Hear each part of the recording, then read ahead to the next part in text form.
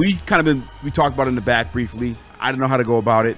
I watched some of the tape. I have my own personal opinion on it. I didn't watch all of it, which I do want to do before I give an official the way I feel, essentially. I'm talking about Aidan Hutchinson. Because this is a guy heading to the season. You're talking about paying him $50 million. You're talking about resetting the market behind a guy like Micah Parsons, who has all pros behind his name.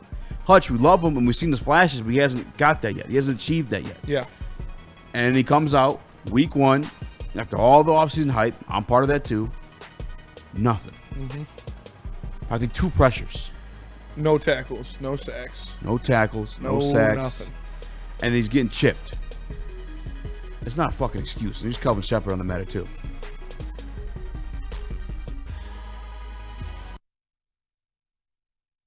Dan and Hutch yesterday. They said, when we talked to Dan and Hutch yesterday, the emphasis was on winning the one-on-ones to free up Hutch, but Hutch said he probably only got 2 or 3 one-on-ones. Is there anything you can do to free him up more, or is it just about winning those fleeting chances? If Hutch is occupying 2 or 3 people, there's 11 other guys there's 10 other guys on the field. You know what I mean? I'm not going to sit here and give you guys my game plan, but Hutch is the caliber player that he is, and everybody in the league knows it. Turn on San Fran tape and tell me who's one-on-one blocking Nick Bosa. Turn on Green Bay tape when you get an 8-game sample size. Who's one-on-one blocking Micah Parsons? When you're the elite of the elite, people are going to plan for you. And that's why he's the caliber player that he is. We will counter that, and Hutch will counter that. He's an ultra-aware player. He knows how to manipulate things and move himself around. We're working off a 1-game sample size, people, and 47 plays at that. That's not a huge sample size at all. There will be things that change, but I'm not going to overreact over the pressures. Like I said, 47 snaps, take away those 3 plays, and you guys tell me would y'all have liked that as Lions fans as a defensive performance. But you cannot play that game. You cannot take plays out. That's why each play is that important and that critical that we detail and do your job each and every play. I fucking love that. No excuses. We don't care if you're getting chipped. We don't care if you're getting double teamed. I think the Green Bay Packers doing brilliantly, by the way, too. We broke it down after the Thanksgiving game. Yeah. They're doing a lot of the same stuff, just pulling. All those guys saw in motion, they weren't running routes. They were coming to block Hutch. They're coming to hit Hutch. It was just insane. He's just that good. But my beef a little bit, too, somewhat with Shep, and I could be wrong. Again, I didn't finish all the way through the Hutch film, but last year, one thing I noticed, like a routine element of their defense was the stunts. We talked about when we used to do them in high school. Yep. I didn't Shout out Quantez. I didn't see Hutch doing that. At least from the stuff that I watched so far, and stuff that I remember, like recall. I saw him dropping back in coverage a lot. Saw him drop back coverage. Hutch affirmed that's not happening again, by the way. No. If you're getting that triple teamed, chipped, whatever it is, like their extra attention to you, why keep you in the same spot? Don't be so easy to target in that situation. Move that guy around. You used to do it all the time last year to generate pressure, and it worked. Without Hutch, I want to see some of that again. Me personally. There is a lot of things you can do to get Aidan Hutchinson one-on-ones. There's a lot of things you can do to put Aidan Hutchinson in an advantage to get sacks, and Kelvin Sheppard knows that. He saw it happen. When he had 7.5 sacks in 4 games, Kelvin Sheppard was a part of that, so he knows what to do to get him open with this same defensive line. Backup tackles, though. But when you have a team that gets up on you early and starts running the ball in the second half and not throwing as much, it's hard to get a sack when they're running the ball. Like, you kind of can't. He only had 19 pass rush snaps. Yeah. So, yeah, would I'd like to see 1 sack on 19 snaps? For sure. But for anybody, that would be tough. But I'm not giving him any excuses. That's why, dude, I almost entirely blame the loss on the offensive line, because it is just a ripple effect. The defense came alive in the second half. Yeah, the defense played well in the second half. And it's just a ripple effect of not being able to run the ball, not being able to get up early. That forces Jordan Love to pass more. That allows Aidan Hutchinson to pin his ears back and get after the pass rusher. But he still needs to be making plays. If it's not sacks, if they're not passing the ball, I need some TFLs. I need you blowing it up in the run game. I need you getting in there and making plays. 0 tackles is less acceptable than 0 sacks. Like, I guess sometimes from this edge point, though. Still, you're a game wrecker. You need to wreck the game somehow. And if you can't do it in the sacks, if you can't do it in that situation, you have to find a way to put your stamp on the game. Oop, I just saw a stunt. That's exactly what I was waiting for Kelvin to say when he talked about, Bosa. Like, that's Coach Sheppard to you, Chris. Coach Sheppard, sorry. That's crazy. Coach Sheppard.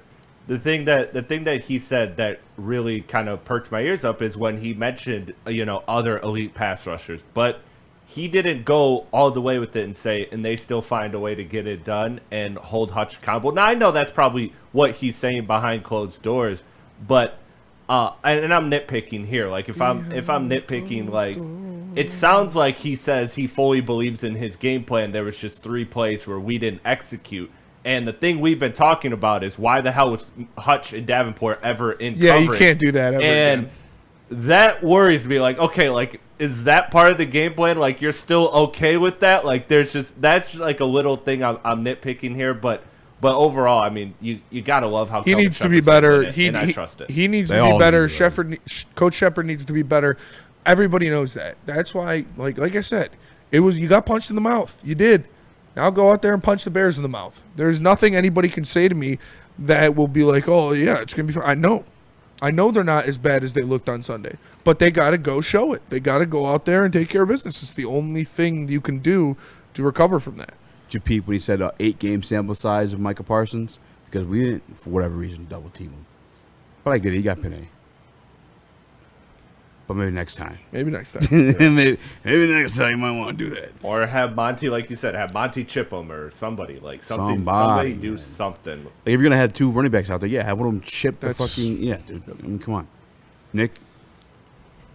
I mean, we talk about it all the time. You have to have a disruptive defensive line if you are going to be successful when you attack some of the most elite quarterbacks in the NFL. We talk about it. If you are going to win a Super Bowl, that's what you have to do.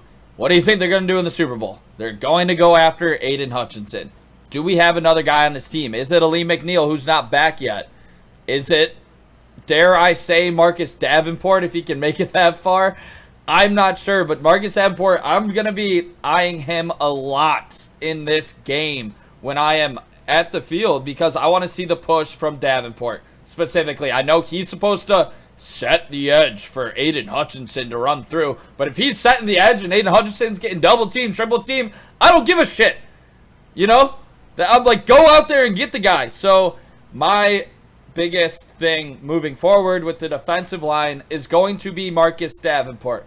Because was I lied to when they said we're good? Am I mistaken? Am I mistaken? They said we're good for a reason. You were lied to. They have faith in this guy. Week 2, at home, everybody doubts you. Let's see what you got, Davenport, because Jordan Love had all day back there. He could have picked, apart the best secondary of all time. Mm-hmm. Rough. You can't. I said it on BDE today. You can't run zone if you can't get pressure.